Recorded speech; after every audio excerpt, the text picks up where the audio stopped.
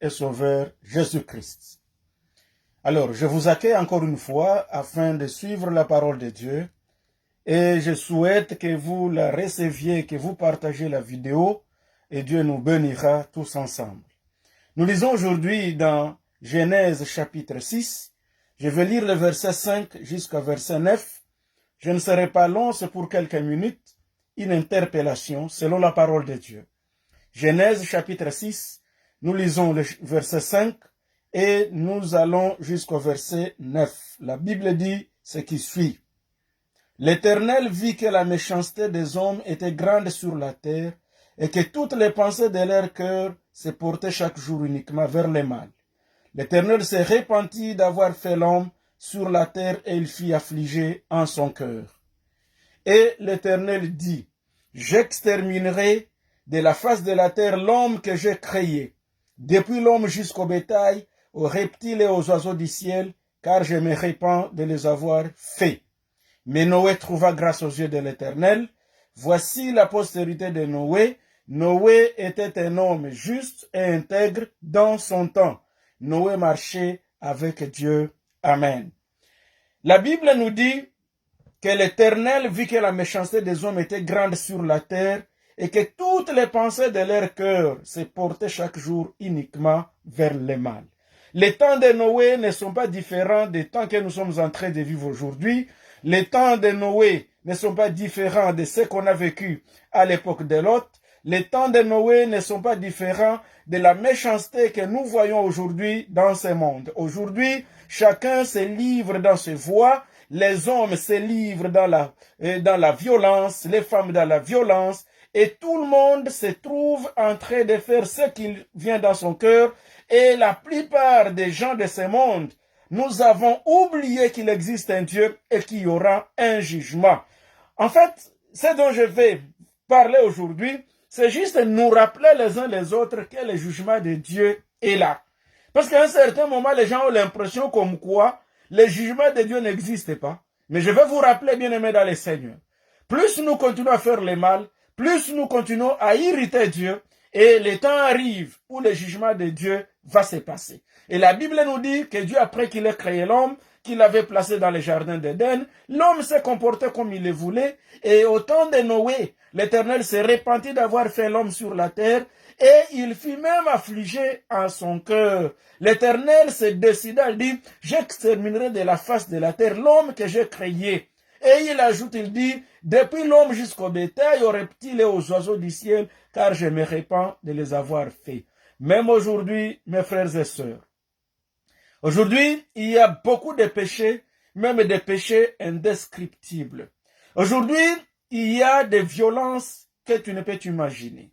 Aujourd'hui, il y a des tueries comme tu ne peux les concevoir. Les vols, la haine, la jalousie, les manques d'amour, tout ce que nous connaissons, les manques de pardon. Aujourd'hui, que ce soit dans des familles, que ce soit dans des foyers, que ce soit des foyers de chrétiens ou des foyers de païens, de non-croyants, la plupart des gens aujourd'hui vivent non plus selon les principes de la parole de Dieu, comme la Bible nous dit lorsque Paul s'était retrouvé devant Agrippa et Festus. Paul a déclaré qu'il avait reçu le ministère, ici nous sommes dans Acte 26, qu'il avait reçu le ministère de prêcher la repentance, de prêcher la conversion et la pratique des œuvres de la repentance à toutes les nations ainsi que même au peuple d'Israël. Aujourd'hui, la plupart des chrétiens, la plupart des serviteurs de Dieu, la plupart des gens dans ce monde, on ne veut plus entendre le message de la repentance, le message de la conversion, la pratique des œuvres de la repentance. Là, n'en parlons même plus. Mais qu'est-ce qu'il nous reste? Il nous reste le jugement de Dieu. Quand nous regardons comment le monde avance aujourd'hui, vous pouvez ne pas y croire, mais mon frère et ma soeur, repentons-nous. Nous devons nous convertir, nous devons revenir à la parole de Dieu. Le Seigneur avait parlé et à l'église d'Éphèse, il leur dit, quand vous lisez l'Apocalypse 2, il dit, souviens-toi d'où tu es tombé, répands-toi et pratique tes premières œuvres, car je viens. Bien-aimé dans le Seigneur Jésus, Jésus revient bientôt. Au temps de Noé, lorsque Noé s'était trouvé dans ces conditions avec tout le monde, la Bible nous dit, mais Noé trouva grâce aux yeux de l'Éternel. Pourquoi il a trouvé grâce? C'est parce que Noé, la Bible dit, c'était un homme juste, un homme intègre dans son temps, et il marchait avec Dieu. Aujourd'hui, la justice, aujourd'hui, l'intégrité est devenue une denrée très rare au milieu des peuples, au milieu des gens, au milieu des hommes. Où trouver un homme fidèle? Où trouver un homme intègre? Un homme avec qui tu peux faire les affaires? Un homme ou une femme à qui tu peux confier tes affaires et t'attendre à un rapport correct, et t'attendre à un rapport sérieux. Aujourd'hui, tout le monde ne pense que s'enrichir. Tout le monde pense à la tricherie, la corruption. Et tout cela, je vais vous dire, bien-aimés dans le Seigneur, la Bible nous dit, à cause de la méchanceté de l'homme, à cause de la violence, à cause de la turbidité de l'homme, à cause du péché, le Seigneur s'est décidé de pouvoir exterminer. Et je vous dis, au temps de Noé, il a envoyé les déluges. Il a plu 40 jours et 40 nuits. Et ce que nous lisons, la Bible nous dit, avant que le Seigneur ne détruise, il a appelé Noé. Il dit, Noé, construis-toi une arche. L'arche n'est rien d'autre que le phénotype, ou je vais dire, le prototype de Jésus-Christ. C'est le type de Jésus-Christ, l'arche. Et Noé a construit l'arche. La Bible nous dit, Dieu dit à Noé, prends ta femme, tes 3 enfants, et chacun son épouse.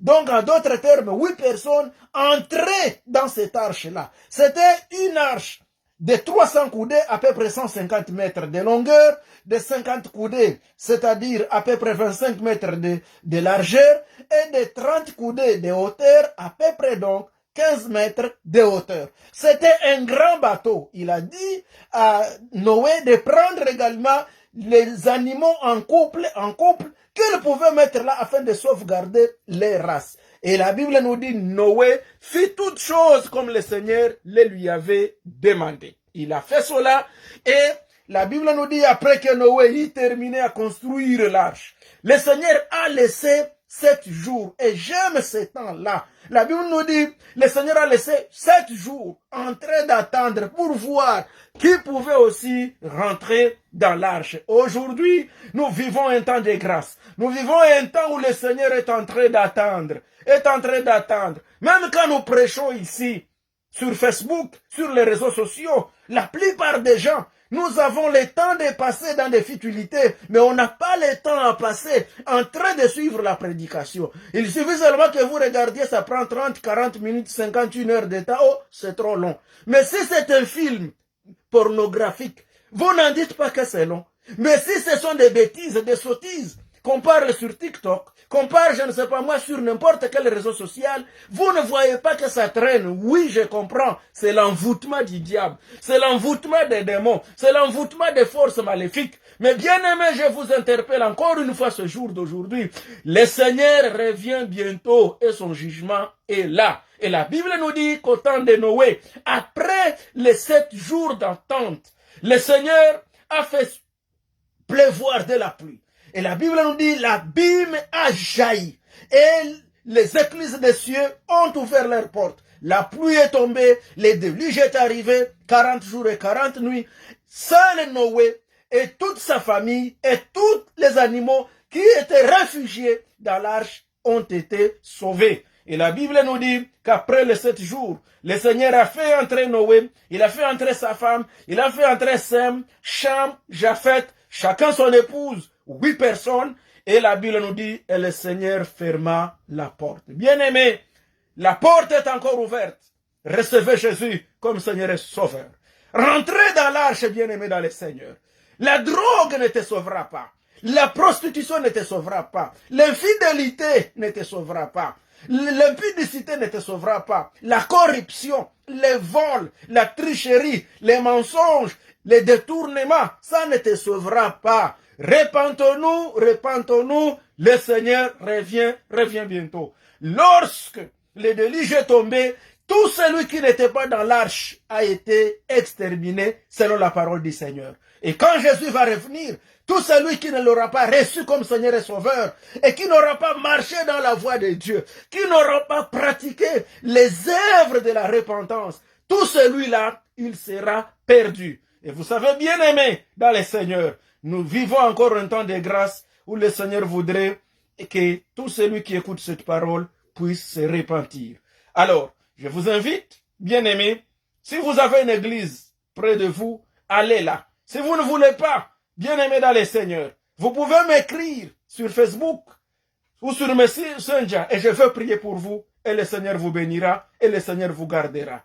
Saisissez cette opportunité, bien-aimés dans le Seigneur. Le jugement de Dieu vient.